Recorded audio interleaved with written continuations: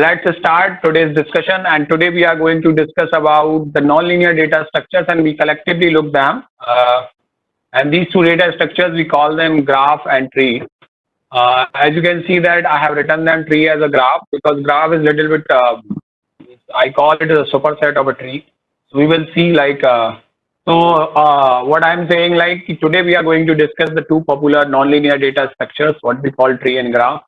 आज हम ये देखेंगे कि ट्री क्या होता है, ग्राफ क्या होता है, ट्री की टर्मिनोलॉजी क्या होती है, और फिर हम ये देखेंगे कि जो ट्री के ऑपरेशंस हैं लाइक या डेटा स्ट्रक्चर के जो ऑपरेशंस हैं जिनको हम बोलते हैं इंसर्शन, डिलीशन एंड ट्रैवर्सिंग, वो इन दोनों डेटा स्ट्रक्चर्स में कैसे करते हैं. Obviously these two data structures और we call them the non linear data structure. मतलब ये जो होते हैं वो दो डायमेंशन में ग्रो करेंगे. These are somewhat different from your linear data structure. देखते थे कि स्ट्रक्चर या एलिमेंट जो होते हैं वो केवल एक ही डायमेंशन में ग्रो करता है, लाइक लिंक लिस्ट, स्टैक और Q. So let's start. First we will look about tree and then we will look about graph. Tree is basically a kind of graph, and we will discuss that how we differentiate tree with graph, or how we can say like the tree is different from graph and other. So this is a simple definition of the tree that we have. The tree is a nonlinear data structure, and you can consider it is like a linked list. But in the link list हमने जो देखा था डबली link list, वहां पर आप देख रहे थे कि आपको या तो फॉरवर्ड जाने का डायरेक्शन मिलता है या बैकवर्ड जाने का डायरेक्शन मिलता है.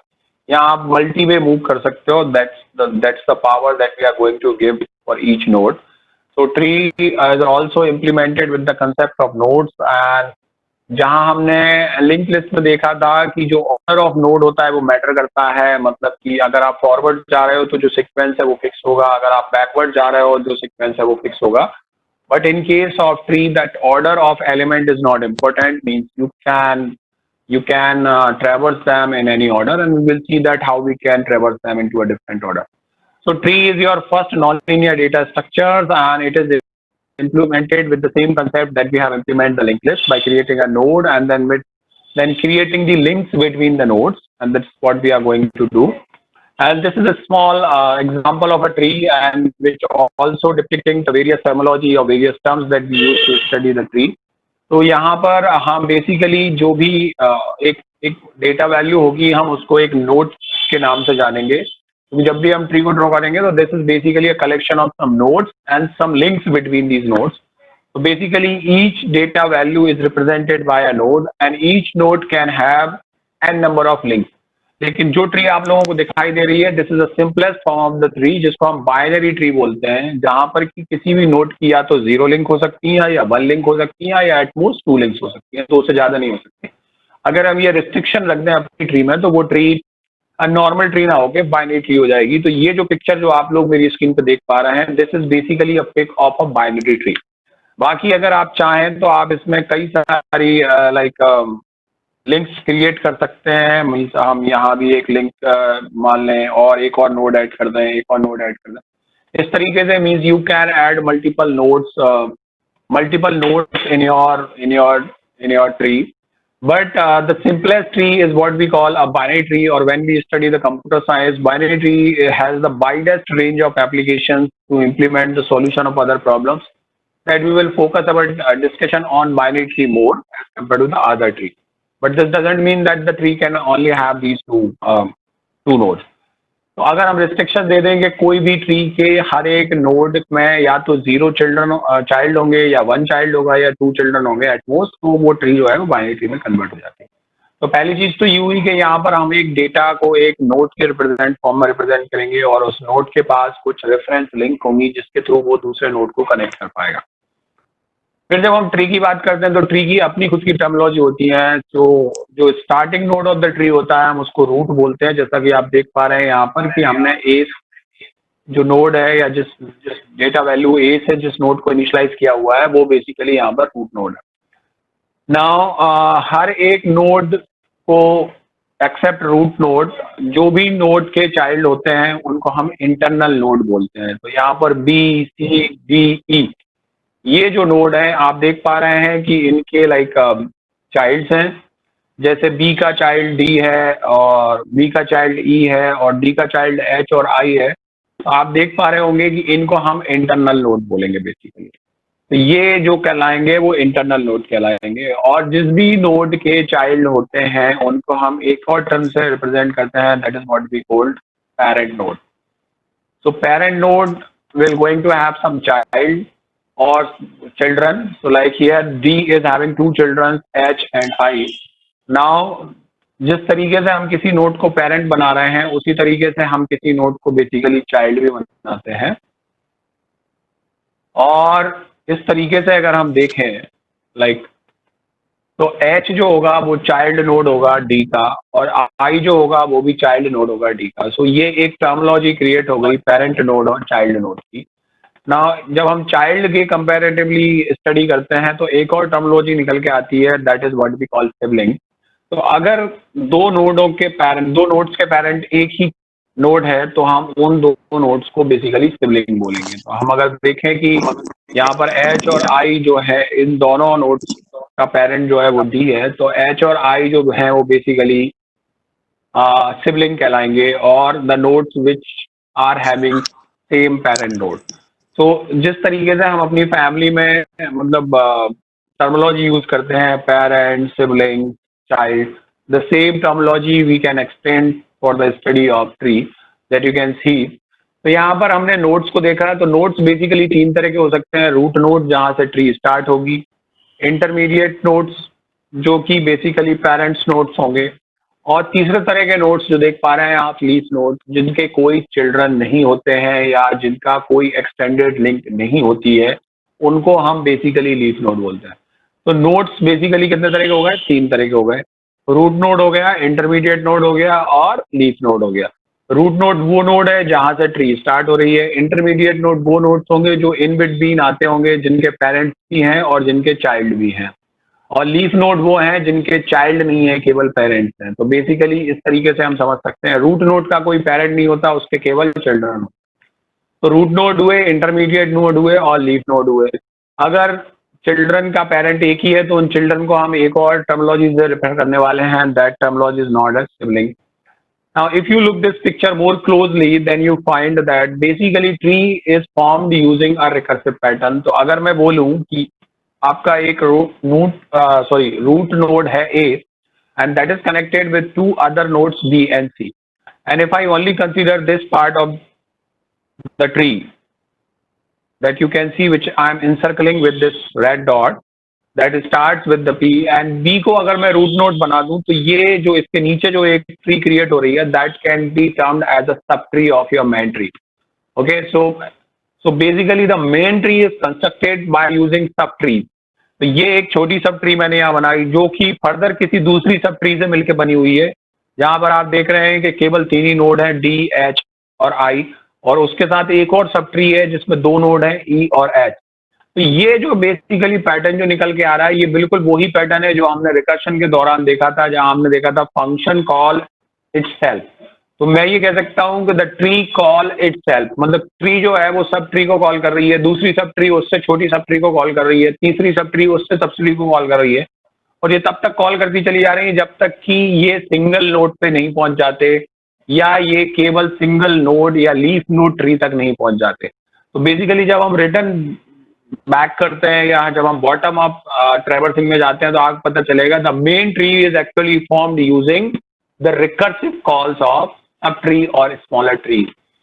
तो ट्री का जो एक बेसिक एप्लीकेशन जो निकल के आया ड्यू टू द नेचर और due to the representation that you can see is like these are very much famously used in the explanation of recursive procedures. तो जहां पर हम रिकर्सिव प्रोसीजर्स की बात करते हैं, हम रिकर्सिव एल्गोरिथम्स की बात करते हैं, वहां आप पाएंगे कि बेसिकली ट्री डेटा स्ट्रक्चर्स या ट्री काइंड ऑफ रिप्रेजेंटेशंस बहुत निकल के आते हैं। तो रिकर्सिवनेस को अगर हमें समझना है, रिकर्सिवनेस को अगर हमें ड्राइव करना है, तो हम ट्री को एज अ टूल यूज करते हैं और उसके थ्रू हम उसको एक्सप्लेन करते हैं, सिंप्लीफाई करते हैं, एवेलुएट करते हैं। तो ट्री का एक एप्लीकेशन जो है वो ये निकल गया। I hope the terminologies are clear. So as I said you like the binary tree, so because we will focus our discussion mainly on the binary tree because it has the widest application in the computer science. So as I discussed you, the binary tree is the tree which each node has 0 child, 1 child or 2 children. और मैंने यहाँ note की spelling में गलती कर दी है, that should be E. So a binary tree is a tree with each node has zero child. अगर जीरो चाइल्ड है तो ऑब्वियसली है वो लीफ नोड होगा. वन चाइल्ड, एक चाइल्ड हो सकता है, और दो चिल्ड्रन भी हो सकते हैं किसी भी नोड के. तो ये एक्सटेंशंस होते हैं बाइनरी ट्री के जो हमने रखे हैं. जब हम बाइनरी ट्री में और अंदर जाते हैं तो हम देखते हैं कि बाइनरी ट्री भी कई तरह की होती हैं, जिसको हम बोलते हैं सिंपल या स्ट्रिक्ट बाइनरी ट्री. अगर स्ट्रिक्ट बाइनरी ट्री के बारे में हम बात करेंगे तो आप देख पा रहे होंगे on the right side of the screen, it starts from the root and every node is basically having like two children. So it is strictly following the binary tree patterns, but the label of the different children, the difference between the label of the different children of the root node is different. तो अगर मैं बोलूं कि इसके left child में देखूं तो ये एक तरह से इम्बैलेंस ट्री होगी, जिसकी राइट ब्रांच कुछ ज्यादा ग्रो कर रही है, लेफ्ट ब्रांच ग्रो नहीं कर रही है. अगर मैं इसको इक्वल बैलेंस ट्री बोलूं, मतलब जहां पर कि जितने डेप्थ लेवल में हम राइट में जा रहे हैं उतने ही डेप्थ लेवल में हम लेफ्ट में जाएं, या जितने में हम लेफ्ट में जा रहे हैं उतने ही हम राइट में जाएं, तो बेसिकली हम इसको फुल बाइनरी ट्री बोलेंगे. So on this the left side the diagram that you can see is basically from the full binary tree, and then we call it as a nearly complete binary tree.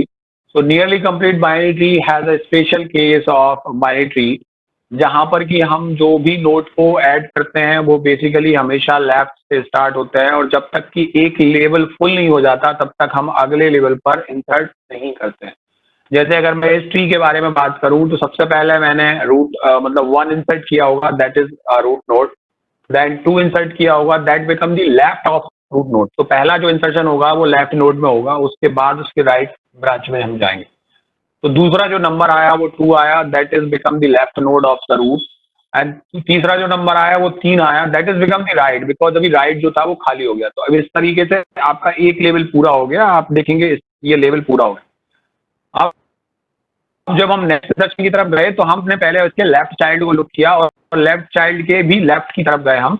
अगर वो खाली है तो पहले हम उसको उसका नोड इंसर्ट करेंगे. सो जो नेक्स्ट एलिमेंट जो इंसर्ट होने वाला है वो 4 है, और वो कहाँ गया, 2 के लेफ्ट में चला गया. If 3 comes before 2, then what we have to do? See, this is not like 3 comes before. This is not related with the numbers are coming in sorted way. वो किसी भी ऑर्डर में आए, आपको इंसर्शन जिस तरीके से मैं बता रहा हूँ उस तरीके से करना है, तो हम उसको कंप्लीट बाइनरी ट्री बोलेंगे. कि जब तक एक लेवल पूरा नहीं भर जाता, जैसे जब तक अब 3 के दोनों चाइल्ड प्रेजेंट नहीं हो जाते तब तक हम 4 के चाइल्ड में इंसर्ट करना स्टार्ट नहीं करेंगे. जैसे अगर 5 के बाद मान के चलो, तो जैसे 5 के बाद मान के चलो हमारे पास एक नया नंबर आता है 6. तो ये ऐसा नहीं है कि हम इसको 4 का लेफ्ट चाइल्ड बना दें. This is wrong, because this level is still empty और we have more places to insert here. So the next insertion that will take place is actually the left of the right child of root. तो जो अगला आएगा number वो कहाँ आएगा, यहाँ पर आएगा. अब मान लो एक और नंबर आता है दैट इज 7. तो भी हम यहाँ 4 या 5 की तरफ नहीं जाएंगे तब तक जब तक कि ये तीसरे का राइट चाइल्ड फुल नहीं हो जाता. तो जो नेक्स्ट नंबर आया वो कहाँ हुआ, ये. तो बेसिकली ये कहाँ जा रही है, एक कंप्लीट बाइनरी ट्री की तरफ बढ़ रही है. अब जब तक कि हमारा ये लेवल पूरा नहीं हो जाएगा तब तक हम अगले लेवल पर इंसर्शन स्टार्ट नहीं करेंगे. This property is followed by nearly complete binary tree. This I was saying.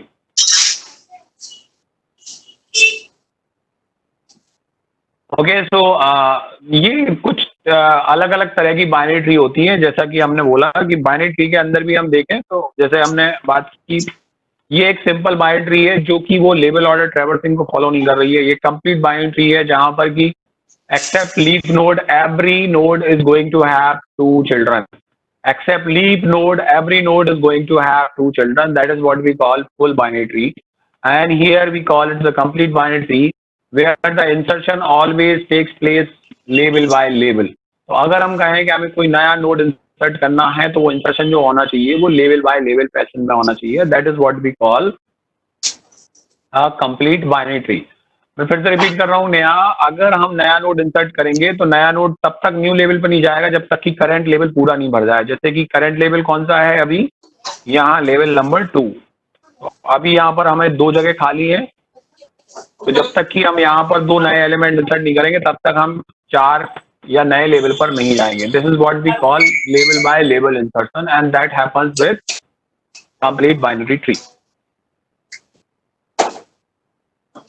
Now let's talk about the kind of traversal that you can have. तो जब हम लीनियर डेटा स्ट्रक्चर की बात करते हैं तो ट्रैवर्सल बड़ी सिंपल होती है क्योंकि वहां पर ऑर्डर मैटर करता है. आप किस ऑर्डर में आगे बढ़ रहे हैं, किस ऑर्डर में पीछे हट रहे हैं. तो जैसे लिंक लिस्ट में हमने देखा था कि अगर हम सिंगली लिस्ट या सिंपली लिंक लिस्ट की बात करते हैं तो हमारे पास केवल फॉरवर्ड ऑर्डर होता है.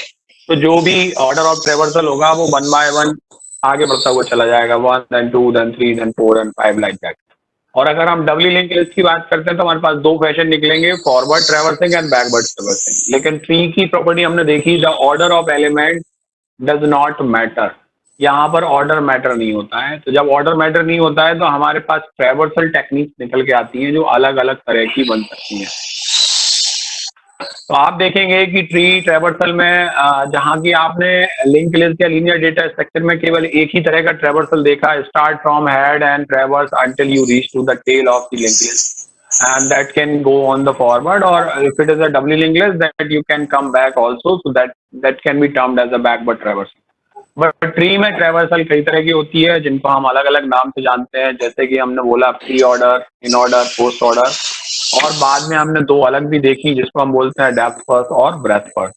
ना इनको समझने की कोशिश करते हैं क्योंकि जब हम अलग अलग पैटर्न में ट्री को ट्रैवर्स करते हैं तो अलग अलग तरह की डेटा ऑर्डर बाहर आते हैं, या कहें कि अलग अलग तरह के डेटा एक्सेस पैटर्न हमारे सामने आते हैं जिसके थ्रू हम उनको as per the requirement use कर सकते हैं. जैसे कि हमने टर्मिनोलॉजी स्टार्ट की थी तो हमने हर एक डेटा को एक नोड बोला था. तो यहाँ पर मैं बेसिकली और ये भी बोला था कि tree is basically defined by the recursive natures where each tree is defined by subtree where the each subtree is defined by the another subtree. Is there any difference between height and depth of the tree? No, there is no difference between height and depth, although there is a difference between height and breadth of the tree.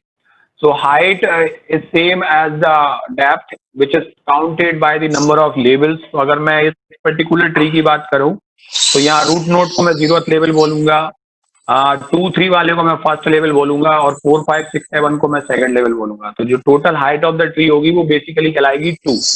Number of levels कितने reach कर रहे हैं. और कई बार आप terminology में देखेंगे तो ये 3 की तरह भी होती है if you are starting the counting with.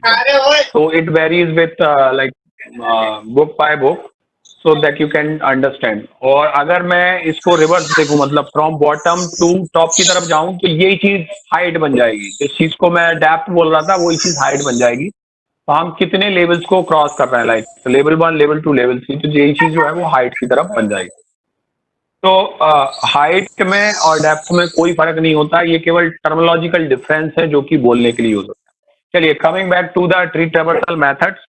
तो जैसे मैं बोल रहा था कि जैसे मैंने टर्मिनोलॉजी के बारे में बताया था कि यहाँ पर हम हर एक ट्री को एक सब ट्री से कंस्ट्रक्टेड बोलते हैं. तो यहाँ जो रूट नोड होगा मैं उसको नोड बोल रहा हूँ, that is represented by N. और चूंकि हम केवल बाइनरी ट्री तक अपना डिस्कशन फोकस कर रहे हैं और ये सारे ट्रैवर्सल हम स्पेशली बाइनरी ट्री में ही देखते हैं, तो यहाँ जो एल रिप्रेजेंट कर रहा है वो उसके लेफ्ट चाइल्ड को रिप्रेजेंट कर रहा है और जो आर रिप्रेजेंट कर रहा है वो उसके राइट चाइल्ड को रिप्रेजेंट कर रहा है. तो I hope these 3 terms are clear. So N is for node, L is for left child, R is for right child. N for node, L for left child, R for right child. अब इस order में हम देखेंगे कि जब हम अलग अलग ऑर्डर में ट्रैवर्सल करते हैं तो किस तरीके से ट्रैवर्सिंग होती है. जैसा कि आप यहाँ देख पा रहे होंगे, सबसे पहले हम देखते हैं प्री ऑर्डर. और प्री ऑर्डर के ब्रैकेट में मैंने लिखा है कि what will be the order of traversing. तो सबसे पहले हम नोड को विजिट करेंगे, उसके बाद हम लेफ्ट चाइल्ड को विजिट करेंगे, उसके बाद हम राइट चाइल्ड को विजिट करेंगे. तो for example, if this is my tree that you can C and it comes with 7 number of nodes, 1, 2, 3, 4, 5, 6, 7. तो सबसे पहले मैंने नोड को विजिट किया, तो सबसे पहले नोड क्या हुआ, रूट 1 हुआ. तो मैंने इसको विजिट कर लिया, that's why I have written 1 here. देन मैंने इसके लेफ्ट चाइल्ड को विजिट किया. जैसा कि आप देख पा रहे हैं, नोड के बाद क्या आएगा, लेफ्ट आएगा. तो मैं कहाँ आ गया, लेफ्ट चाइल्ड पे. फिर मैंने इसको विजिट किया, लेकिन ये खुद एक सब ट्री है. तो इसको विजिट करने के पहले मैं इस सब ट्री को भी देखूंगा. तो लेकिन इस सब ट्री में भी मैं वापस से रिकर्सिव नेचर में कहाँ चला जाऊंगा, नोड लेफ्ट राइट। तो चूंकि ये रूट नोड है इसलिए मैंने इसको भी विजिट किया और as you can see this I have written 2 here. अब इसका लेफ्ट चाइल्ड क्या हुआ 4, वो मैंने 4 लिखा। फिर इसका राइट चाइल्ड क्या हुआ 5। तो ये 1 को पूरा एक्सप्लोर करने के पहले मैं कहाँ आ चुका था 2 पे, क्योंकि वो उसकी सब ट्री थी। तो मैं वही पैटर्न प्री ऑर्डर पैटर्न मैं उस 2 सब ट्री की तरफ ले गया। अगर इसके नीचे और सब ट्री होती तो मैं ये पैटर्न और नीचे भी ले जाता। तो जो नया पैटर्न एग्जिस्ट हुआ वो क्या हुआ 1 2 4 5, मतलब नोड नोड लेफ्ट राइट। अब जब ये पूरी सब ट्री कंपाइल हो गई तो मैं उसकी राइट सब ट्री की तरफ जाऊंगा, क्योंकि यहाँ पर राइट आ गया। तो राइट सब ट्री में मैं कहाँ आया 3, और 3 खुद एक रूट नोड है इसलिए मैंने इसको ट्रेवर्स किया और यहाँ आउटपुट में दिया लाइक 3। और फिर मैं इसके लेफ्ट की तरफ गया 6, और फिर मैं इसके राइट की तरफ गया 7।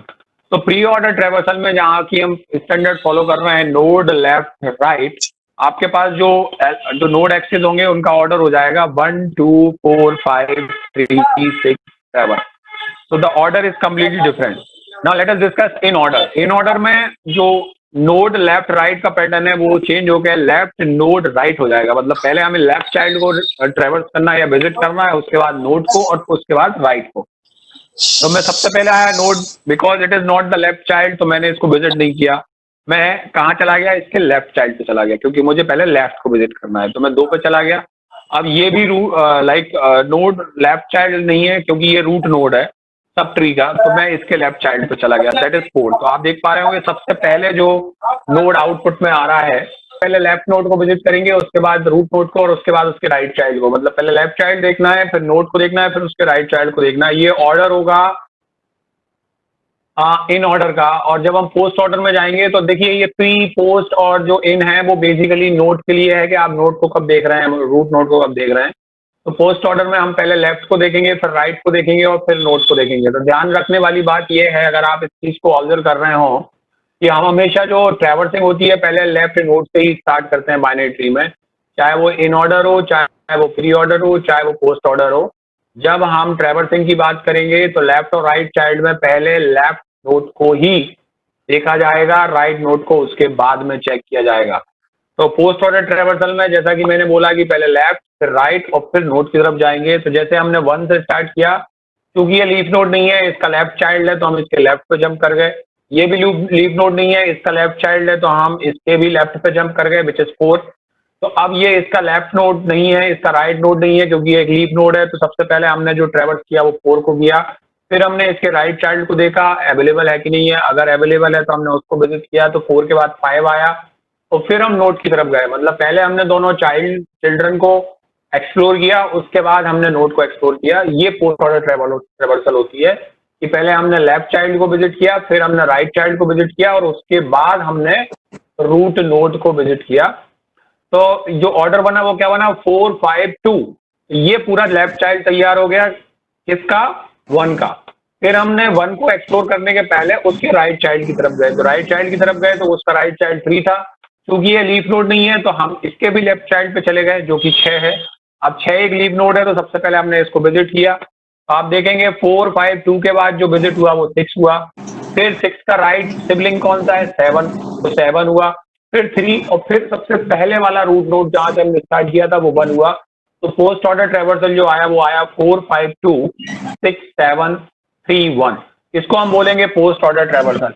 ना इन तीनों ट्रेवर्सल को अगर आप ठीक से देखें, चाहे वो इन ऑर्डर हो, चाहे वो प्री ऑर्डर हो, चाहे वो पोस्ट ऑर्डर हो, तो आप देखेंगे तीनों ट्रेवर्सल में जो ऑर्डर ऑफ एलिमेंट विजिट है वो अलग अलग आ रहा है।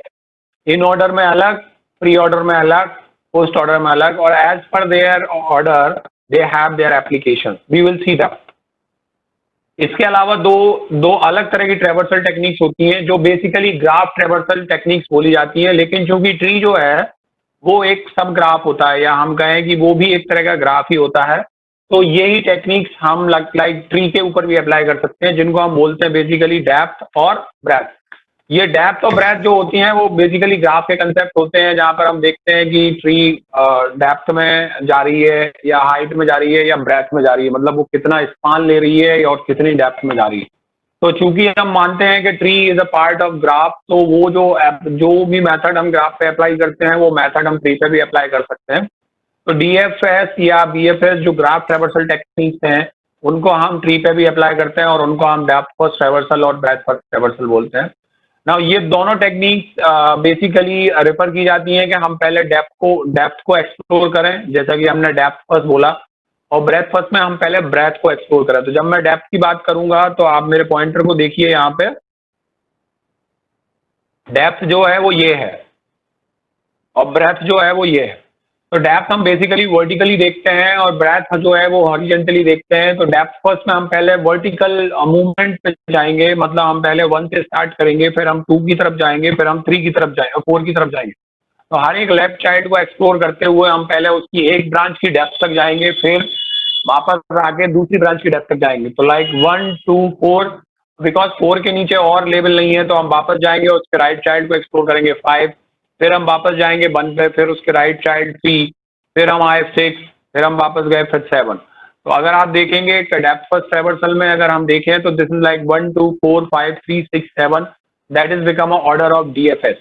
जब ये पर्टिकुलर प्रोसीजर हम इम्प्लीमेंट करते हैं तो this procedure is actually implemented with the help of linear data structure called stack. Stack में हम क्या करते हैं कि हमने देखा है कि जो लास्ट इन होता है वही फर्स्ट आउट होता है, या वो कहें कि स्टैक जो होता है वो लो या लीफो पैटर्न के ऊपर काम करता है।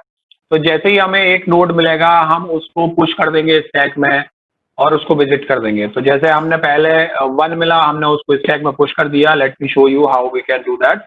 तो स्टैक में हमने क्या किया, जैसे ही हमें 1 मिला हमने उसको विजिट किया और हमने उसको स्टैक में पुश कर दिया। फिर हम गए इसके लेफ्ट चाइल्ड की तरफ, तो हमें 2 मिला, हमने उसको पुश कर दिया। फिर हम गए इसके लेफ्ट चाइल्ड की तरफ, हमने 4 मिला, इसको भी पुश कर दिया। फिर हमने देखा 4 का कोई चाइल्ड है नहीं है, इसलिए इसको हमने पॉप कर दिया। ठीक है, फिर हम गए वापस 2 के पास, फिर हमने 2 का दूसरा चाइल्ड चेक किया तो हमने देखा 2 का दूसरा चाइल्ड जो है वो 5 है। तो पहले हमने 2 को बाहर निकाला और यहाँ 5 को पुश कर दिया। फिर हमने देखा 5 का कोई चाइल्ड नहीं है तो हमने 5 को भी बाहर निकाल दिया और हम 1 की तरफ गए। तो 1 की तरफ गए तो हमने देखा कि 1 का कौन सा चाइल्ड है, तो 3 है, तो हमने उसको पुश कर दिया। फिर हमने 3 का लेफ्ट चाइल्ड देखा 6, उसको पुश कर दिया। 6 का कोई चाइल्ड नहीं है तो इसको पॉप कर दिया। फिर हम 3 के राइट चाइल्ड की तरफ गए, दैट इज 7, उसको पुश कर दिया और उसका भी कोई राइट चाइल्ड नहीं है। तो जो ऑर्डर आया वो क्या आया, 1 2 4 5 3 6 7। तो बेसिकली डीएफएस टेक्निक्स जो होती है वो इम्प्लीमेंट की जाती है स्टैक डेटा स्ट्रक्चर से। जैसा कि मैंने बोला था कि stack is very much popular data structure which is use to solve other problem. अब आप देख पा रहे होंगे कि ये बेसिकली डीएफएस टेक्निक्स को इम्प्लीमेंट करने में भी यूज किया जाता है। बीएफएस टेक्निक्स की अगर हम बात करें, जिसको हम बोलेंगे ब्रेथ फर्स्ट ट्रैवर्सल, तो हमारा जो ऑर्डर जाएगा वो कुछ इस तरीके से जाएगा कि हम लेवल बाय लेवल नोट्स को ट्रैवर्स करें। कई बार इस ब्रेथ फर्स्ट ट्रैवर्सल को हम लेवल ऑर्डर ट्रैवर्सिंग भी बोलते हैं। तो इसका एक दूसरा नाम भी पाएंगे आप बुक्स में लिखा हुआ, जिसको हम बोलेंगे लेवल ऑर्डर ट्रैवर्सल। ओके, तो यहाँ पर ट्रैवर्सल क्या होगी, सबसे पहले हम 1 को ट्रैवर्स करेंगे, फिर उसके चाइल्ड 2 को, फिर राइट चाइल्ड 3 को, फिर 2 के लेफ्ट और राइट चाइल्ड मतलब 4 5, और फिर 3 के मतलब 6 7। ना जब हम इसको इम्प्लीमेंट करते हैं तो basically BFS is implemented with the help of Q, क्योंकि क्यू में हमने देखा था कि हम फर्स्ट इन फर्स्ट आउट की तरफ जाते हैं। तो सबसे पहले हमने एक क्यू लिया, that is an empty queue, और उसके अंदर हमने एक नोड इंसर्ट किया, that is 1। Okay, starting with the root node, तो हमने 1 इंसर्ट किया। जैसे ही हमने इस नोड को एक्सप्लोर किया तो इसके चाइल्ड को हमने इसमें इंसर्ट कर दिया, 2 3 इंसर्ट हो गए इसमें। 1 जो था वो बाहर निकल गया, इसको हमने ट्रैवर्स कर लिया, 1 हो गया। अब 1 के बाद कौन अंदर आया था, 2, तो हमने सबसे पहले किसको बाहर निकाला, 2 को, और 2 को ट्रैवर्स किया।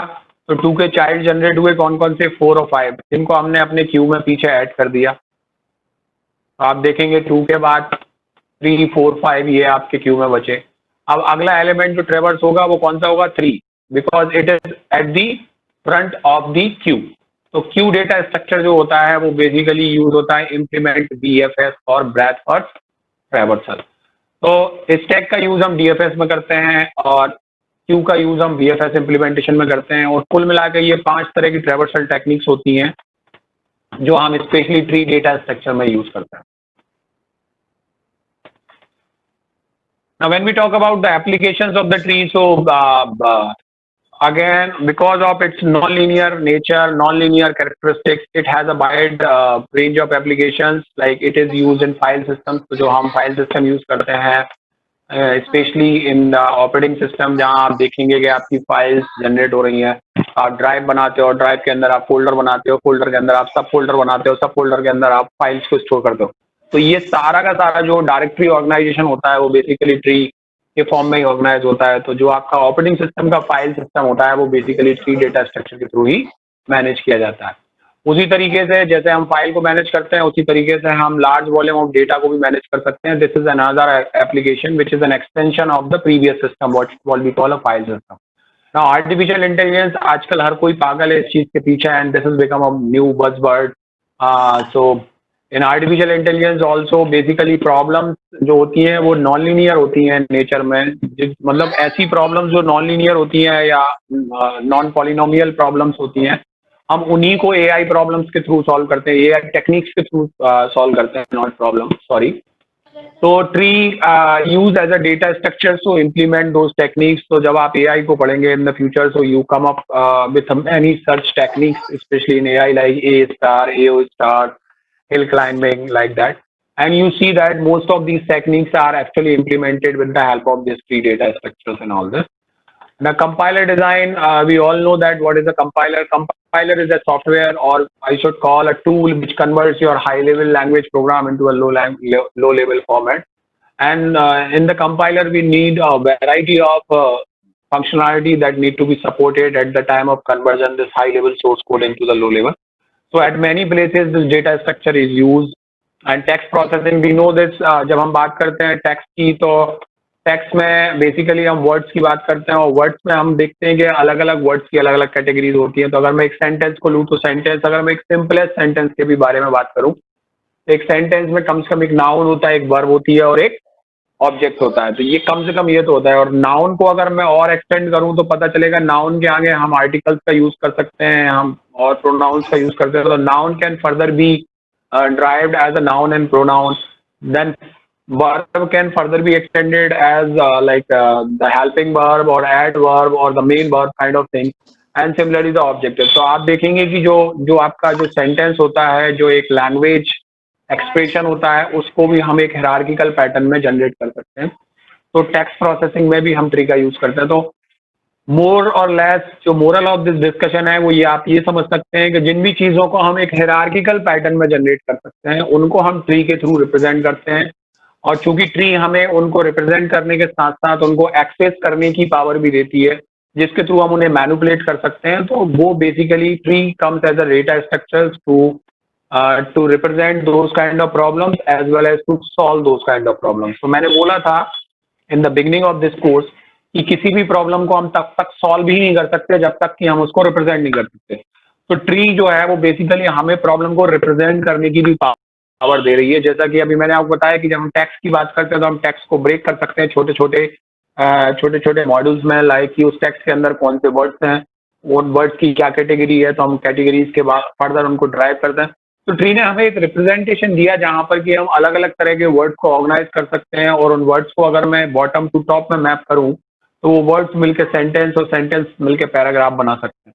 तो ट्री ने हमें कैसे भी ना कैसे एक रिप्रेजेंटेशन दिया जहां पर हम एक टेक्स्ट को रिप्रेजेंट कर सकते हैं। और अब चूंकि हम उसको रिप्रेजेंट कर सकते हैं और ट्री में हमारे पास उसके एक्सेस पैटर्न भी हैं, like in order, pre order और पोस्ट ऑर्डर, जो अभी हमने देखे, तो हम उन कीवर्ड्स को, उन वर्ब को, उन एलिमेंट्स को एक्सेस कर पाएंगे और उनको प्रोसेस भी कर पाएंगे। बेसिकली जो टेक्स्ट प्रोसेसिंग जो है, that is the major application of the tree. And again back to the artificial intelligence. तो जब हम आर्टिफिशियल इंटेलिजेंस की बात करते हैं तो इसकी एक मेजर ब्रांच होती है जिसको हम बोलते हैं एनएलपी, और नेचुरल लैंग्वेज प्रोसेसिंग। ना जब हम बात करते हैं नेचुरल लैंग्वेज प्रोसेसिंग की, तो again it is heavily related with the text processing. और आजकल की दुनिया में ये और भी कॉम्प्लेक्स हो गई है, क्योंकि आजकल हम लोग इतने ज्यादा करप्ट हो गए हैं कि जब हम ट्वीट्स की बात करते हैं, जब हम फेसबुक पोस्ट की बात करते हैं, जब हम इंस्टाग्राम पोस्ट की बात करते हैं, तो हम किसी एक लैंग्वेज को फॉलो ही नहीं करते हैं। तो जब हम एक लैंग्वेज को फॉलो ही नहीं करते हैं तो उसके वर्ड्स को समझना, उसकी मैपिंग करना, that is really become tough. और that's why we required a more sophisticated software to solve this. जैसे हम आधे शब्द अंग्रेजी में लिखते हैं और आधे शब्द हम हिंदी में लिखते हैं। और आजकल तो एक नई लैंग्वेज आ गई है जिसको हम बोलते हैं इमोजी। तो हम बहुत सारे अपने एक्सप्रेशंस, बहुत सारी हमारी बातें जो होती हैं वो इमोजी के थ्रू ही लिखते हैं और एक्सप्रेस करते हैं। और आप लोग जानकर सरप्राइज होंगे कि जो कैम्ब्रिज यूनिवर्सिटी है लंदन में, उसने एक नया कोर्स लॉन्च किया है अंडर ग्रेजुएट, जहां पर इमोजी एज अ लैंग्वेज पढ़ाना शुरू कर दिया है। उनका मानना यह है कि that language is become the language of future. तो जैसे इंग्लिश आज एक लैंग्वेज बन गई है ग्लोबलाइजेशन पे, जहां most of the computer science engineer are asked to learn English and they have to follow like the phrases, the instructions, the statement in the English, और सबको समझ में आ रही है। उस तरीके से due to the popularity of the social networking platform, आप देखेंगे कि दुनिया के बहुत सारे लोग इस इमोजीज में काम कर रहे हैं। तो इमोजीज भी एक तरह की लैंग्वेज बन गई है, और कैम्ब्रिज यूनिवर्सिटी ने तो उसका एक कोर्स ही लॉन्च कर दिया है अंडर ग्रेजुएशन में, जहां पर कि वो पूरा का पूरा कोर्स जो है वो इस लैंग्वेज को लेकर डिजाइन किया गया है। और उनका ऐसा मानना है कि this language is the language of future. और चूंकि हमारा मतलब आप देख रहे हैं कि सोशल नेटवर्किंग प्लेटफॉर्म इन्फ्लुएंस इसका बढ़ता जा रहा है, तो आप देखेंगे कि कुछ समय के बाद हम वाकई में इस इमोजीज की टर्मिनोलॉजी में ही बात करेंगे, और हमें अपने एक्सप्रेशंस देना है, हमें कुछ बात करना है, तो पता चलेगा कि हम इस इमोजीज को ही यूज कर रहे हैं। तो क्यों ना हम इस पर्टिकुलर एक जो सिस्टम हमने तैयार कर लिया है जिसको हम इमोजी सिस्टम कहते हैं, उसको एक लैंग्वेज की तरह फ्रेम किया जाए और अपने बच्चों को सिखाया जाए, ताकि सही तरह के इमोजीज को सही जगह पर भेजा जाए। क्योंकि we are not very much aware कि what kind of symbol is having what kind of meaning. जैसा कि कई बार हम गलत सिंबल ही भेज देते हैं और हमारे एक्सप्रेशंस और हमारे जो इंटेंशंस होते हैं वो मिसअंडरस्टूड हो जाते हैं दूसरी जगह पे। So with this, I guess these are the popular applications of tree. And let's go to the graph. And what I was saying, like graph is very much similar to the tree. And हम कहते हैं कि tree is basically a subset of a graph. यानी कहें तो tree जो है वो ग्राफ से ही निकल के आती है। तो जो कंसेप्ट हम ट्री में पढ़ते हैं, the same concept we have in the graph. But जब हम डेफिनेशन की बात करते हैं तो हम लिखते हैं मैथमेटिकली कि graph is defined by two sets, set of vertices and set of edges. जहां पर हमारे पास कुछ सेट ऑफ वर्टाइसेस होंगे, जैसा कि आप देख पा रहे होंगे कि इस पर्टिकुलर ग्राफ में हमारे पास छह वर्टाइसेस हैं, और हमने उनको अलग अलग नंबर से डिनोट कर रखा है, like 5, 12, 25, 4, 7 and 2। they can be named with anything, means they can be named by A B C D, they can be named by the sequence of number 1 2 3, but यहाँ पर हमने उनको मल्टीपल नंबर से denote कर रखा है। So this is basically a graph which is a non-linear data structure. Now the second thing which is the part of the graph is the set of edges which are connecting to those vertex. तो आप देखेंगे कि हर एक vertex के बीच में एक link है, उस लिंक को हम एज कहते हैं। और बेसिकली जो ग्राफ की डेफिनेशन आती है वो इन दोनों ही चीजों से मिलके आती है, जहां पर हम बोलते हैं graph is a collection of some set of vertices with some set of edges.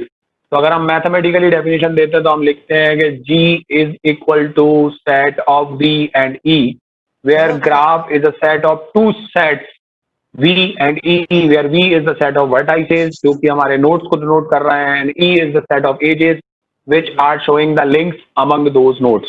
So this is a mathematical definition of the graph.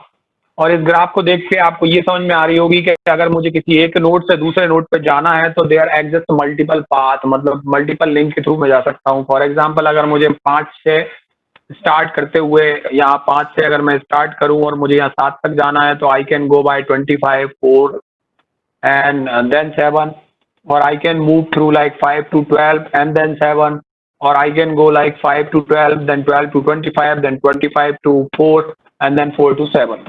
So there exists multiple paths to reach from one node to any other node, and this is the property of graph. अगर मैं इस property को restrict कर देता हूँ, मान के चलो कि जहां पर मैं ये कह रहा हूँ कि मुझे किन्हीं भी दो नोड्स के बीच में एक से ज्यादा रास्ते मिलते हैं, एक से ज्यादा पाथ मिलते हैं, अगर मैं इस प्रॉपर्टी को रेस्ट्रिक्ट कर देता हूँ और मैं ये कहूँ कि नहीं, there exists only one path between every pair of vertices, so the graph is actually converted into a tree, and that is become the definition of tree. So tree can also be defined as a subset of graph where it must comprises with all set of vertices. तो vertices change नहीं करेंगे, आप केवल क्या करें, इसी edges को कम कर दें। क्यों? क्योंकि एज की वजह से मल्टीपल पाथ आ रहे हैं। तो अगर मैं यहाँ से कुछ एजेस को डिलीट कर दूं, फॉर एग्जाम्पल मैंने एक ये बीच वाली 12 से 15 वाली एज को डिलीट कर दिया और ये 12 से 7 वाली एज को डिलीट कर दिया। आप इमेजिन करो अगर ये मैंने 2 डेट डिलीट कर दी मान के चलो, और मैं किन्हीं भी 2 नोड्स के बीच में जाऊंगा तो मुझे केवल एक ही रास्ता मिलेगा, तो यही ग्राफ जो है वो ट्री में कन्वर्ट हो जाएगा। तो अब आप समझ सकते हैं कि ट्री को हम कैसे जनरेट कर सकते हैं ग्राफ से, और ट्री को हम इसीलिए असाइक्लिक ग्राफ बोलते हैं क्योंकि ग्राफ में साइकिल्स होते हैं और ट्री में साइकिल नहीं होते हैं। दैट्स वाई ट्री को एक नया नाम दिया जाता है जिसको हम बोलते हैं tree is a cyclic graph. तो this is how we can do that. अब जैसा कि मैंने बोला कि ट्री को हम बेसिकली लिंक लिस्ट के फॉर्म में रिप्रेजेंट कर सकते हैं, जहां पे हमने देखा था कि जैसे लिंक लिस्ट को बनाने के लिए हमने एक नोड बनाया था, जिस नोड के पास एक रेफरेंस पॉइंटर था जो कि नए नेक्स्ट नोड को पॉइंट करता था। उस नोड के पास भी एक रेफरेंस फील्ड होता है जो कि उसके अगले नोड को रिप्रेजेंट करता है। तो अगर मुझे ट्री कंस्ट्रक्ट करनी है तो मुझे वही नोड चाहिए, but instead of giving it a single reference field मैं उसको 2 रेफरेंस फील्ड दूंगा अगर मैं बाइनरी ट्री की बात करूं, जिसको मैं लेफ्ट रेफरेंस और राइट रेफरेंस बोल सकता हूं, जो कि लेफ्ट चाइल्ड या राइट चाइल्ड की तरफ चला जाए। So that's how I can actually implement tree into my computer. But when I say like when I say to represent graph into the computer memory, I will come to that. But before that, let us discuss what we call the terminology. So when we talk about the terminology of the graph, so in the graph, one thing like we come to know that there are 2 main things in the graph. One we call vertex, second we call edge. तो इन्हीं के basis पर हम इसकी varieties को define करते हैं। पहली चीज हम लेते हैं वर्टेक्स। तो वर्टेक्स से रिलेटेड क्या होता है? तो वर्टेक्स से रिलेटेड एक इंपॉर्टेंट चीज होती है जिसको हम बोलते हैं डिग्री। तो degree of the vertex is basically the number of link connected to that vertex. तो अगर मैं बात करूं इस पर्टिकुलर नोड की, तो आप देख पा रहे होंगे इस नोड से 3 लिंक्स कनेक्टेड है, इसलिए इसकी डिग्री क्या हो गई? 3 हो गई। तो ये एक चीज हो गई किसके बारे में? वर्टेक्स के बारे में। दूसरी इंपॉर्टेंट चीज होती है ग्राफ में जिसको हम बोलते हैं एजेस। तो एजेस भी अलग अलग तरह की होती हैं और इस एज से कई तरह के पैटर्न जनरेट होते हैं। जैसा कि आप पैटर्न देख पा रहे होंगे, एक पाथ। तो अगर मुझे किन्हीं भी 2 नोड्स के बीच में पाथ जनरेट करना होगा तो मुझे सीक्वेंस ऑफ एज के फॉर्म में उसको लिखूंगा कि वो कौन कौन सी एजेस आ रही हैं उसके यहाँ तक पहुंचने में। दूसरा जिसको हम बोलते हैं लूप।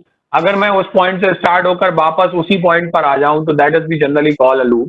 और इसमें एक सेल्फ लूप भी होता है कि अगर मैं सेम मतलब यही मतलब एक ऐसी एज हो जो किसी एक नोड से स्टार्ट होकर उसी नोड पर एंड करे। फॉर एग्जाम्पल मैं यहाँ एक एज क्रिएट करूं which is having an starting and ending vertex as the same vertex, so we call it as a self loop. And third is what we call a cycle, so that is exists between 2 different vertices. If you start from one vertex, okay, and then you try to cover all the vertices, and then you let's suppose there must be one edge exist here, and then you come back here, then this kind of path is termed as a cycle. Now remember, with these properties we are able to solve many problems of computer science. Now we are calling it as a cycle, and here we are putting a consideration that it has to cover all the vertices. Now when we are putting a constraint कि इसको सारे के सारे vertex cover करना है, साथ में हम ये भी कि एक समय में ये एक बार ही विजिट करेगा एक वर्टेक्स को। So these are some constraints that we put, and based on these characteristics we have the different types of graph like weighted graph, unweighted graph, directed graph, undirected graph, cyclic graph, acyclic graph. तो ये कुछ आप देख पा रहे होंगे। तो जैसे मैंने बोला था ग्राफ में 2 एसेंशियल चीजें होती हैं। No graph is not like inheritance. Inheritance मैंने बोला था एक कंसेप्ट है और ग्राफ एक डेटा स्ट्रक्चर है। So we should not mix these terminologies. या I am coming to in degree and out degree. तो जैसे मैंने बोला था कि ग्राफ के पास 2 मेन चीजें होती हैं, एक होता है वर्टेक्स, दूसरा होता है एज। अब इनके टाइप्स भी हो सकते हैं। तो अगर आपकी एज अनडायरेक्टेड है, मतलब आप अनडायरेक्टेड एज को आप ये मान के चलें कि like this line where you can move from V1 to V2 as well as you can move from V2 to V1, means you can go in both direction. तो आप लोगों ने देखा होगा this is a example of a road network. तो आप एक ही road को मतलब मैं उसी रास्ते से भोपाल से विदिशा आ सकता हूँ और वहीं से मैं विदिशा से भोपाल भी जा सकता हूँ, means I can move in both direction. That is what we call an undirect edge. But if I make a one way, तो आप लोगों ने देखा होगा सिटी के अंदर due to some traffic situations हम उसको क्या कर देते हैं, वन वे कर देते हैं कि हम केवल एक ही डायरेक्शन में जा सकते हैं, दूसरे डायरेक्शन में लौट के नहीं आ सकते हैं। तो उस एज को हम बोलेंगे directed edge. Now in degree और आउट डिग्री जो कंसेप्ट है वो बेसिकली डायरेक्टेड ग्राफ के कंसेप्ट है। तो इन डिग्री मतलब number of edge incident on the vertex. तो अगर मैं इस वर्टेक्स V2 को लूं तो आप देख रहे होंगे कि एक एज है जो इसकी तरफ आ रही है, तो इसके लिए इसकी इन डिग्री हो जाएगी 1, और out degree is the number of edges going outward from the vertex. तो यहाँ से कितनी एजेस हैं जो बाहर की तरफ जा रही हैं उसको हम बोलेंगे आउट डिग्री। तो यहाँ पर आप देख रहे होंगे कि एक एज जो है वो बाहर की तरफ जा रही है, so we call out degree as well as 1 also. तो इन डिग्री और आउट डिग्री जो वर्टेक्स की कैरेक्टरिस्टिक्स है वो basically it is a characteristics we find in weighted graph. तो based on the type of edges हम कह सकते हैं ग्राफ अनडायरेक्टेड हो सकता है और ग्राफ डायरेक्टेड हो सकता है। अगर आपकी एजेस अनडायरेक्टेड हैं तो ग्राफ अनडायरेक्टेड कहलाएगा, और अगर आपकी ग्राफ डायरेक्टेड है तो एज डायरेक्टेड कहलाएगा। ना दूसरी चीज क्या हो सकती है कि अगर मान लो आपके पास ग्राफ में कुछ ऐसे वर्टेक्स हैं जिनकी डिग्री 0 है। डिग्री 0 होने का मतलब यह है कि उनसे कोई लिंक कनेक्ट ही नहीं है, तो उसके बेसिस पे भी हम ग्राफ को डिवाइड करते हैं, जिसको हम बोलते हैं कनेक्टेड ग्राफ और डिसकनेक्टेड ग्राफ। अगर आपके ग्राफ में एक भी वर्टेक्स ऐसा है जिसकी डिग्री 0 है तो वो डिसकनेक्टेड ग्राफ कहलाएगा या नॉट कनेक्टेड ग्राफ कहलाएगा। और अगर आपके ग्राफ में कोई भी ऐसा वर्टेक्स नहीं है जिसकी डिग्री 0 है तो वो बेसिकली कनेक्टेड ग्राफ कहलाएगा। फिर आती है बात वेटेड ग्राफ की। तो अगर मैं इन एजेस को वेट दे दूं, कोई वैल्यू दे दूं, तो अभी देख रहे होंगे कि आप इन एजेस पे हमने कोई भी लेबल असाइन नहीं किए हैं, but if let suppose I assign a label to represent some kind of problems we required these notations, like कि अगर मैं रोड नेटवर्क के बारे में बात करूं तो मैं रोड नेटवर्क को जब ग्राफ से रिप्रेजेंट करूंगा तो मैं हर एक सिटी को एक नोड बना दूंगा और उन सिटीज के बीच के लिंक्स को मैं मतलब रोड्स को मैं एज अ लिंक बना दूंगा। तो वो पूरा का पूरा जो सिटी का रोड नेटवर्क है अब मैं उसको ग्राफ से रिप्रेजेंट करता हूँ। अब मैं क्या करता हूँ, उन सिटीज के बीच की डिस्टेंस को उन लिंक्स के ऊपर एज अ वेटेज या लेबल कर देता हूँ। तो ये पर्टिकुलर चीज जो कहलाती है वो कहलाती है वेटेड ग्राफ, जहां पर कि हर एक एज को हम एक इंटीजर वैल्यू से रिप्रेजेंट करते हैं। So this is the kind of like a graph which we call a weighted graph. जैसा कि आप यहाँ देख पा रहे होंगे, यहाँ पर हर एक node like 0 1 2 3 4 5 we have these 6 nodes. These 6 nodes are representing like one particular city, and the links between these nodes may be representing the roads between these cities, and the value on the link is representing the distance between those cities. So that's how we can do this. यहाँ question आया है कि sir BFS और BFT मतलब breath first search और breath first traversal में क्या difference होता है। जैसा कि नाम से समझ में आ रहा है कि अगर हम किसी आइटम को ढूंढ रहे हैं तो हम उसको ब्रेथ फर्स्ट सर्च करेंगे, और ढूंढने के लिए अगर हम BFT का यूज कर रहे हैं मतलब ब्रेथ फर्स्ट ट्रैवर्सल का यूज कर रहे हैं, तो ब्रेथ फर्स्ट ट्रैवर्सल आपको देती क्या है, वो हमें एक ऑर्डर देती है जिस ऑर्डर में हमें नोड्स को विजिट करना है। जैसे अगर मैं इस ग्राफ में BFT को लगाता हूँ मान के चलो, और मैं अपने रूट नोड को रखता हूँ 0, तो मैं कैसे जाऊंगा, पहले मैं जाऊंगा इसके लेफ्ट पे 2 पे, फिर 1 पे जाऊंगा, फिर 2 का नोड, तो 2 का एक ही नोड है दैट इज 3, तो फिर मैं 3 पे जाऊंगा, फिर मैं 1 पे जाऊंगा, 1 का नोड है 4, तो मैं 4 पे जाऊंगा, फिर मैं 6 पे जाऊंगा। तो ये ऑर्डर जो आ रहा है आपका, that order to explore the node, this is called traversing. अब जब हम एक्सप्लोर कर रहे हैं तो हम उसकी डेटा वैल्यू को कंपेयर कर रहे हैं अपने सर्च आइटम वैल्यू से। जो भी वैल्यू की वैल्यू हमें मान लो, जो भी की वैल्यू हम ढूंढ रहे हैं, अगर हम उसको उससे कंपेयर करके और रिटर्न कर रहे हैं सक्सेस और अनसक्सेस, तो यही पैटर्न बन गया सर्च का। तो DFS और BFS या कहें हम DFT या BFT में केवल यही डिफरेंस है कि BFT और DFT हमें एक ऑर्डर देते हैं कि किस ऑर्डर में ये नोड्स जो हैं वो विजिट होंगे। उस ऑर्डर को फॉलो करते हुए अगर हम किसी आइटम को सर्च करते हैं तो वही टेक्निक बन जाती है ब्रेथ फर्स्ट सर्च या depth first search. So this is weighted graph, and when we talk about the representation means how we can actually represent the graph in memory. So that is basically we have two different way to represent graph, especially in the field of memory. जैसे कि हमने बोला था कि हमारे पास दो essential tool हैं जिसके थ्रू हम represent करते हैं अदर डेटा स्ट्रक्चर्स को, और वो दो टूल हैं एरे और लिंक लिस्ट। तो उन्हीं के बेसिस पर हम ग्राफ को भी और ट्री को भी इन दो टूल से रिप्रेजेंट करते हैं। बस फर्क सिर्फ इतना है कि जब हम ग्राफ को रिप्रेजेंट करने जाते हैं तो चूंकि ग्राफ एक नॉन लीनियर डेटा स्ट्रक्चर है, तो हम अपने भी डायमेंशन को ग्रो करते हैं। तो जहां पर हम सिंगल डायमेंशनल अरे की बात कर रहे थे, अब हम 2 डायमेंशनल अरे की बात करते हैं, जिसको हम मैट्रिक्स बोलते हैं। तो basically graph is represented, one way of representing a graph is adjacency matrix, जैसा कि आप यहाँ देख पा रहे हैं। तो जितने भी नंबर ऑफ नोड्स होंगे आपके पास, उतनी बाई उतने की मैट्रिक्स आपको क्रिएट करना है। जैसे यहाँ मेरे पास लाइक आप देख रहे हैं 5 नोड का ग्राफ है, A B C D E. उस तरीके से मेरे पास मैंने 5 बाई 5 की एक मैट्रिक्स डिफाइन करी। This is basically a 2 dimensional matrix and now each cell is representing a link between the nodes. तो अगर ए से ए के बीच में कोई लाइन है तो हम 1 लिखेंगे, अगर नहीं है तो 0 लिखेंगे। As you can see that there is no edge from A to A, so that's why we put 0 here. If there is an edge from A to B, then we will write 1. There is an edge from A to C, we will write 1. A to D, we will write 1. And because there is no direct edge from A to E, हम देख पा रहे हैं यहाँ कोई direct as नहीं है A to E, तो हम वहां पर 0 लिखेंगे। So this is a simple way we can represent a graph using adjacency matrix. जैसा कि मैंने बोला था, एरे का यूज और लिंक लिस्ट का यूज हम दूसरे डेटा स्ट्रक्चर को इम्प्लीमेंट करने के लिए करते हैं। तो मेरे लिए array and link list are the tool to implement other data structures. They are not a data structure, rather they facilitate us to implement other data structures, जैसा कि आप यहाँ देख पा रहे हैं।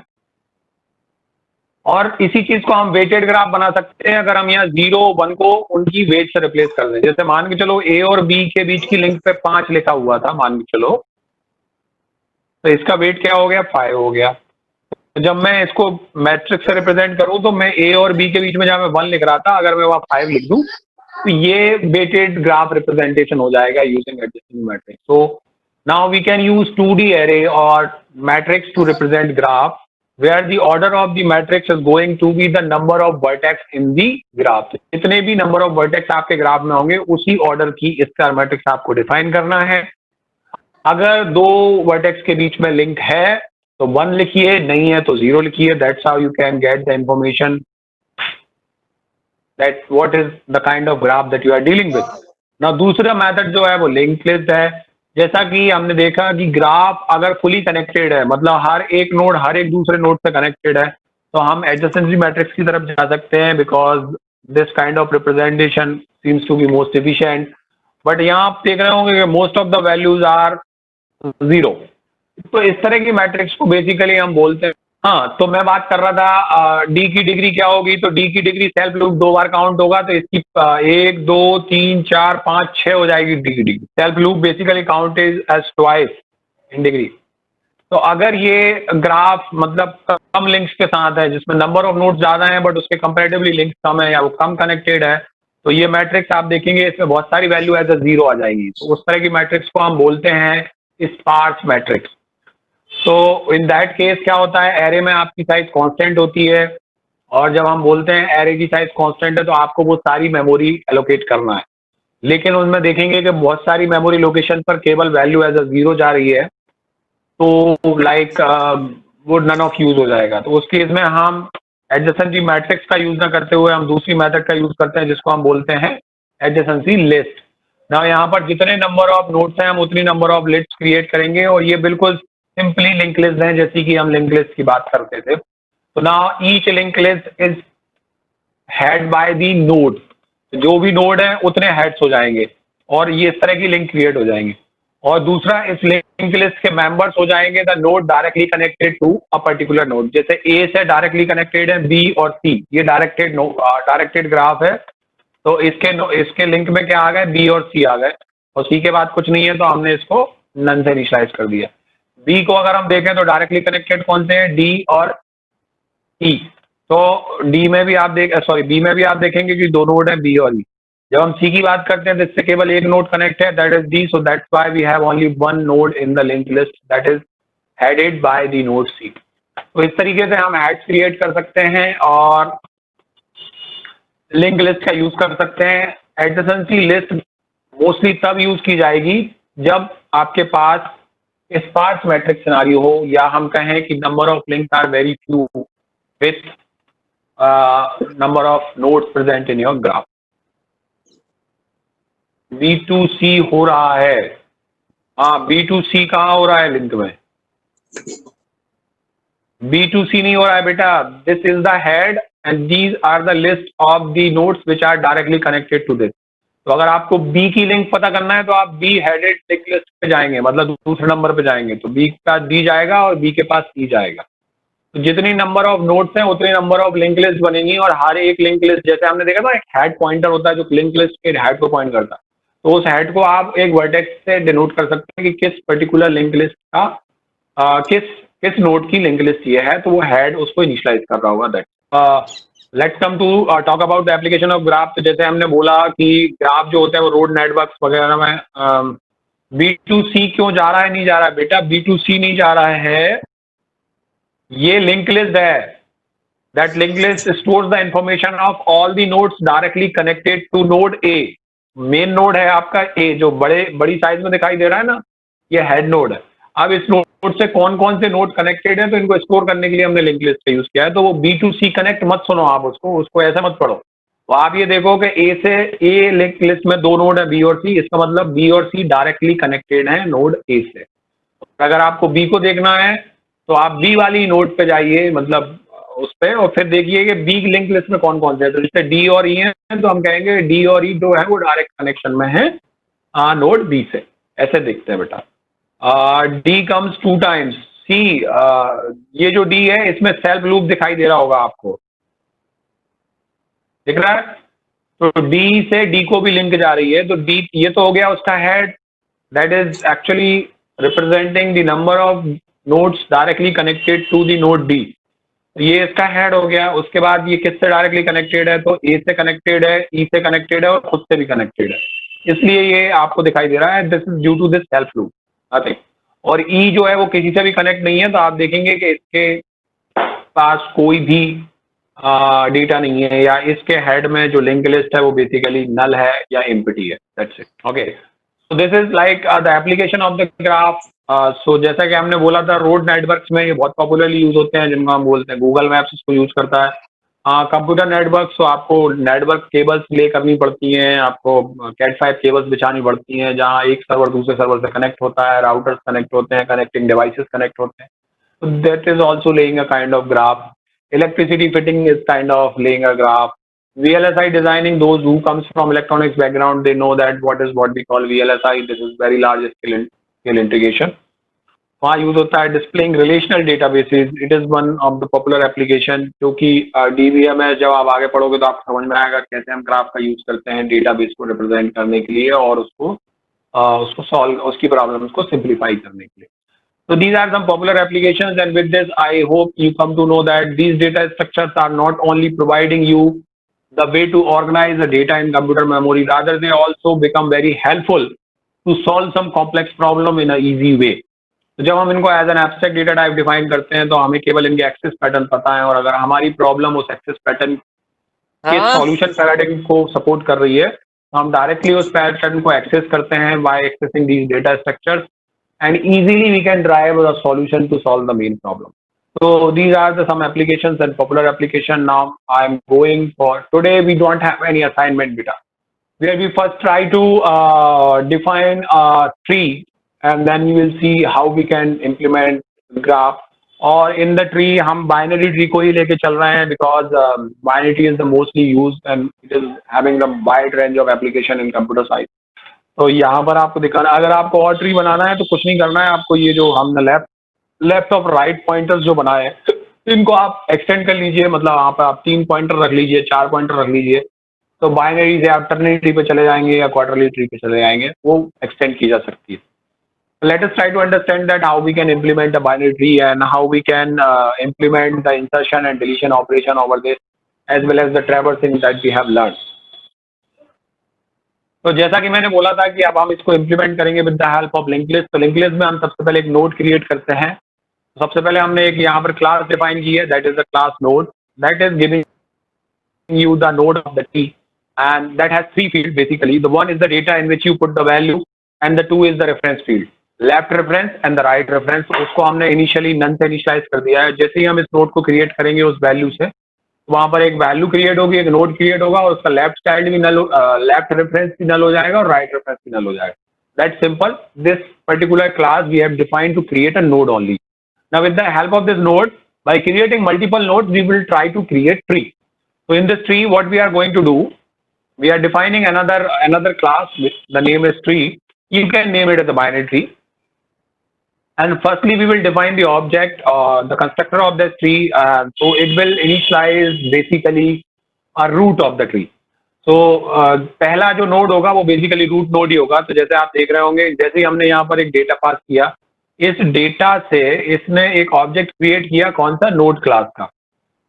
ओके, जिसके अंदर हमने वो वैल्यू पास की जिस वैल्यू के साथ हम रूट नोड क्रिएट कर रहे थे. तो यहाँ पर एक नोड क्रिएट हो गया. That node is become the root node of your tree, और उसको हमने सेल्फ रूट से इनिशियलाइज कर दिया. That's it. तो ये है, जैसे ही आप ट्री को इनिशियलाइज करोगे तो ट्री कम से कम एक नोड के साथ तो आएगी. ओके, तो वो नोड जो होगा वो रूट नोड ही होगा. तो जैसे ही हम ट्री को क्रिएट करना स्टार्ट करते हैं, इनिशियलाइज करना स्टार्ट करते हैं, सबसे पहले हमारा रूट नोड क्रिएट होगा. और रूट नोड क्रिएट करने के लिए हमने एक कंस्ट्रक्टर बनाया हुआ है, वो है ये. तो जो कंस्ट्रक्टर होगा वो एक नोड क्रिएट करेगा, और नोड क्रिएट करेगा तो नोड के लिए हमने नोड क्लास को कॉल किया, जिसके ऑब्जेक्ट से हमने एक नया नोड क्रिएट किया, जिसके अंदर बेसिकली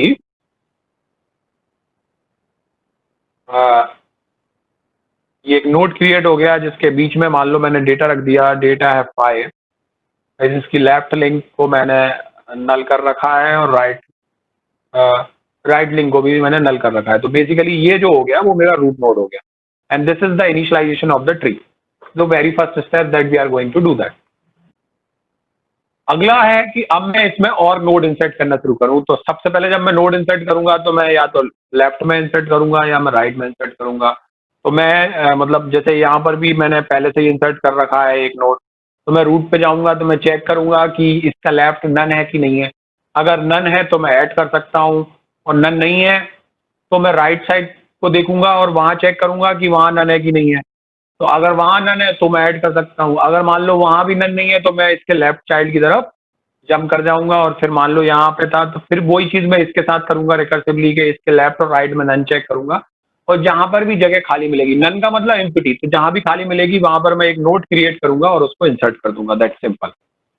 अच्छा, ये करने के लिए मैंने क्या किया है कि एक लिस्ट का यूज किया है, जिसके अंदर मैं बेसिकली जो भी मैं नोड्स क्रिएट करता जा रहा हूँ, just to store these information, उनको मैं like one by one store करूंगा. सबसे पहले जैसे मैंने यहाँ पर रूट को स्टोर कर लिया अपनी लिस्ट में, क्यू में, और तब तक मुझे चलाना है जब तक कि ये 0 नहीं हो जाता, क्योंकि that will reach me to the last location of that. तो सबसे पहले मैंने टेम्प में उस पहले इंडेक्स को लिया, क्योंकि ये मुझे ट्रैवर्सिंग करने में हेल्प करने वाला है. कि सबसे पहले मैंने रूट किया, फिर मैंने उसको ट्रैवर्स किया, और उसको पॉप कर दिया बाहर. अगर वो मुझे मिल गया तो ठीक है, मैं ऐड कर दूंगा. नहीं मिला तो फिर मैं और इसके नीचे ट्रैवर्स करूंगा. तो जैसे हमने BFS देखा था, ब्रेथ फर्स्ट ट्रैवर्सल, वो किससे इंप्लीमेंट होगी, बेसिकली क्यू से इंप्लीमेंट होगी. तो यहाँ हम क्यू इंप्लीमेंट कर रहे हैं with the help of list, जहाँ हम नोड को पीछे अपेंड करते जा रहे हैं और आगे से पॉप करते जा रहे हैं, जो कि क्यू इंडेक्स पे है. तो जैसे कल हमने इम्प्लीमेंटेशन ऑफ क्यू देखा था कि अगर हम पॉप में 0th इंडेक्स देंगे तो वो पहले आइटम को डिलीट कर देगा और पीछे अपेंड करते जाएंगे, तो हमें एक क्यू का पैटर्न मिल जाएगा, first in first out. This is exactly same what we are trying to do. तो सबसे पहले मैंने इसमें रूट को स्टोर किया, और उसके बाद मैंने उस रूट को फैच कर लिया, पॉपअप कर लिया. फिर मैंने देखा कि उसके लेफ्ट चाइल्ड में नन है कि नहीं है. अगर नहीं है, मान लो ये देखा ना, नॉट टेम्प डॉट लेफ्ट, अगर ये नन नहीं है दैट मीन्स अगर ये नन है तो नॉट नन इसका ट्रू हो जाएगा. अगर ये नन है तो आप इसके लेफ्ट में स्टोर कर दें और इस पूरे लूप को ब्रेक कर दें. अगर नहीं है तो इसको भी अपेंड कर दें, क्योंकि ये बाद में ट्रैवर्स करने के काम में आएगा. फिर हम इसके राइट को चेक करेंगे. अगर ये राइट में नन है तो ऐड कर दो, नहीं है तो इसको भी आप अपने क्यू में अपेंड कर दो, और ये प्रोसीजर लाइक रिपीट करते जाएं. तो आपको होगा क्या कि जैसे मान के चलो ये एक ट्री है, मान के चलो, okay, and now you want to add a new element D here. तो सबसे पहले आपने रूट से स्टार्ट किया और आपके पास एक क्यू करके आपने एक लिस्ट बनाई है ट्रैवर्सिंग के लिए. सबसे पहले आपने क्यू में ए को इनपुट डाल दिया, देखेंगे आप यहाँ. उसके बाद आपने क्या किया, इस ए को बाहर निकाला और इसको आपने टेम्प वेरिएबल में स्टोर कर लिया. जब ये ए बाहर चला गया तो आपका क्यू जो है वो खाली हो चुका है, आपने इसको पॉपअप कर लिया. फिर हमने देखा कि इस टेम्प के लेफ्ट में, मतलब इसके लेफ्ट में नन है कि नहीं है। क्योंकि इसके टेम्प के लेफ्ट में नन नहीं है तो ये कंडीशन फॉल्स हो जाएगी और आप कहाँ आ जाएंगे, लेफ्ट में। तो इसके लेफ्ट वाले को हमने यहाँ पर ऐड कर दिया, तो ये क्यू में एफ हो गया। फिर हमने इसके राइट में देखा, टेम्प के राइट में, और टेम्प में क्या है, अभी ए है, तो हमने ए के राइट को देखा कि यहाँ नन है क्या नहीं है, तो यहाँ भी नन नहीं मिला, तो हमने इसको भी उठा के अपेंड कर दिया सी में। और हम वापस चले गए वाइल पे, जो कि लेंथ ऑफ क्यू के लिए चल रहा है। अब इसमें लेंथ ऑफ 2 है। फिर हमने अगला एलिमेंट एक्सट्रैक्ट किया which is at the 0th location, मतलब अब टेम्प में क्या आ गया, बी आ गया। पहले ए था, अब क्या आ गया, बी आ गया। तो जैसे ही हम यहाँ बी आए तो हमने देखा कि इसके लेफ्ट में जगह खाली है, तो ये कंडीशन ट्रू हो गई। जैसे ये कंडीशन ट्रू हो गई तो हमने इस डी को उठा के यहाँ इंसर्ट कर दिया। That's the simple logic that we have laid down here. So basically यहाँ पर जब हम इंसर्शन देख रहे हैं तो आप देखेंगे इस तरीके से लेवल बाय लेवल इंसर्शन होंगे, या हम कहें कि जब तक एक लेवल पूरा नहीं बढ़ जाएगा तब तक हम अगले लेवल पर नहीं जाएंगे। और ये काइंड ऑफ पैटर्न जिसको हम बोलते हैं वो बेसिकली हम बोलते हैं BFS या ब्रेथ फर्स्ट ट्रैवर्सल और BFT। और BFT को बताते समय मैंने बताया था कि BFT बेसिकली इंप्लीमेंट की जाती है with the help of Q. तो ये क्यू हमने डेटा स्ट्रक्चर यूज किया है इस पैटर्न को एक्सेस करने के लिए, दैट्स इट। तो this is what we call an insertion.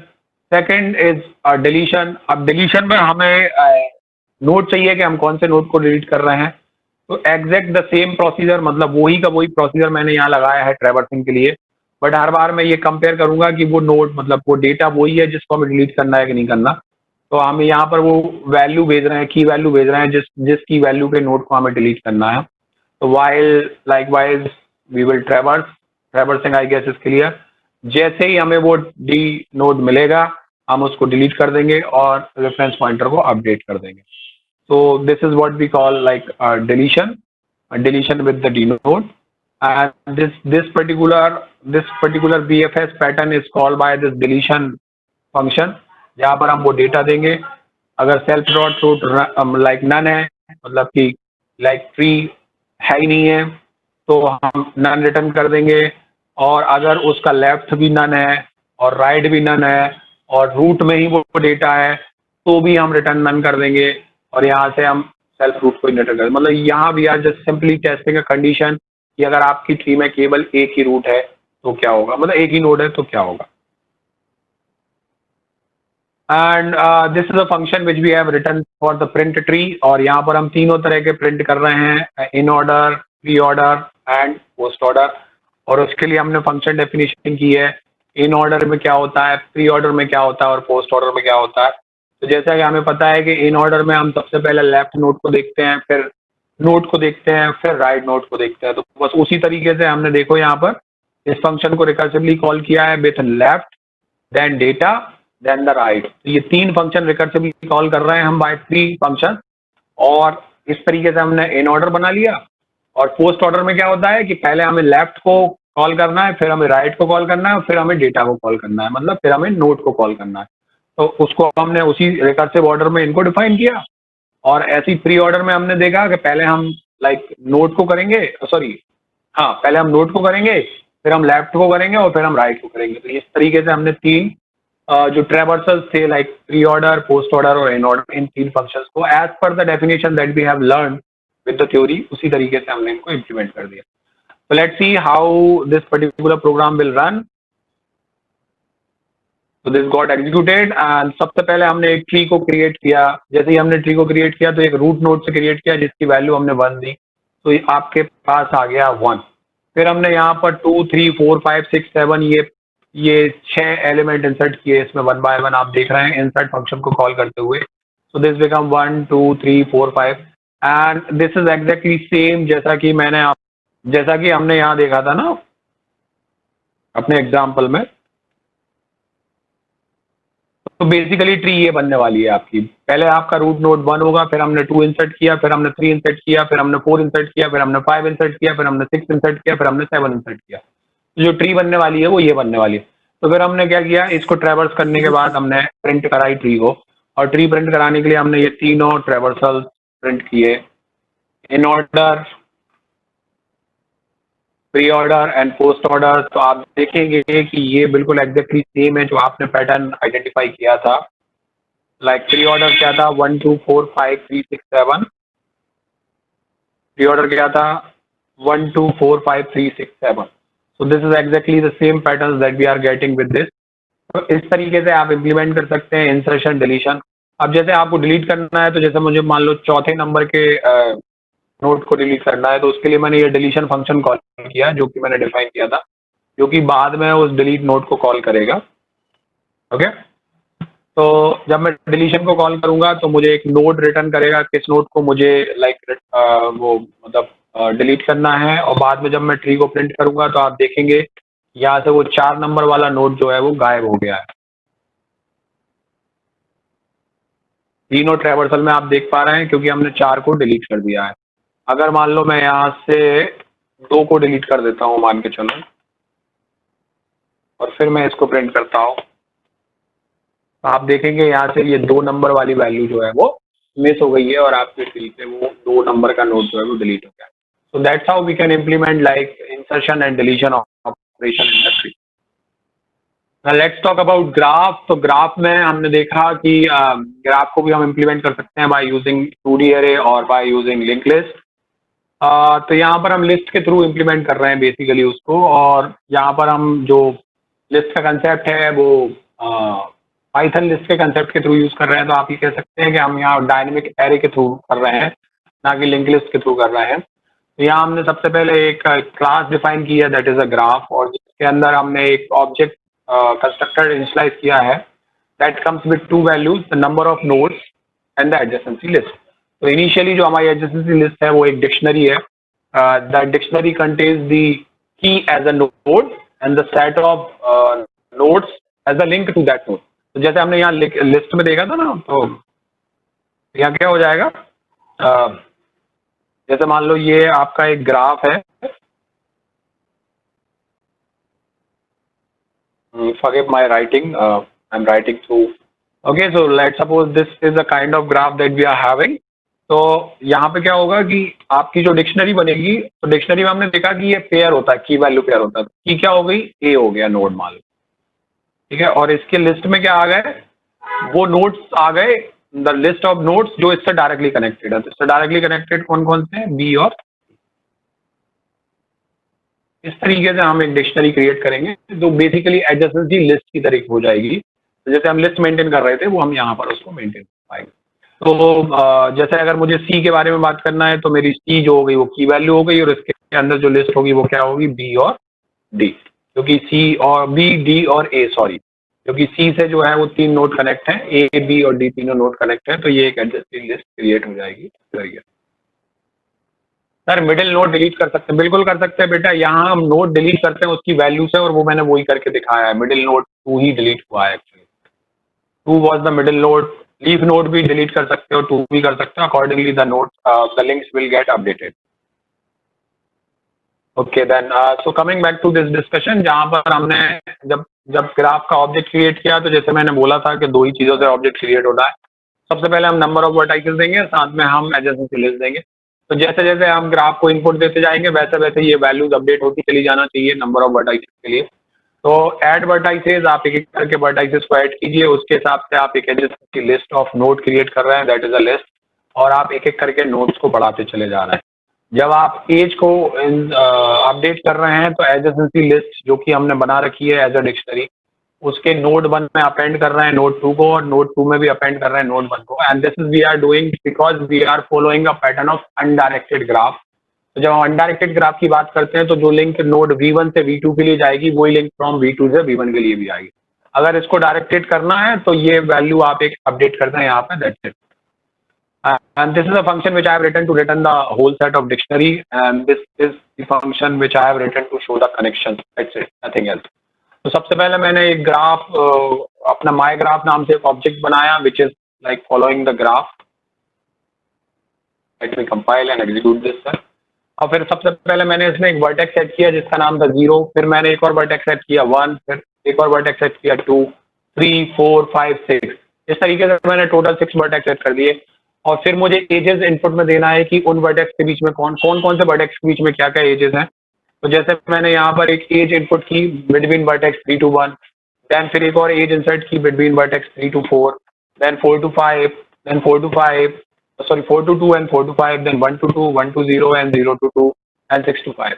तो इस तरीके से मैंने 1 by 1 वो जो भी एजेस थी मेरे ग्राफ में वो मैं यहाँ पर इंसर्ट करते चला गया और बाद में मैंने ये कनेक्शन शो किए। तो आप देखेंगे कि अगर मैं बात करता हूँ जीरोथ लाइक वर्टेक्स की, तो जीरोथ वर्टेक्स डायरेक्ट कनेक्शन में है विद सेकंड और डायरेक्ट कनेक्शन में है विद 1।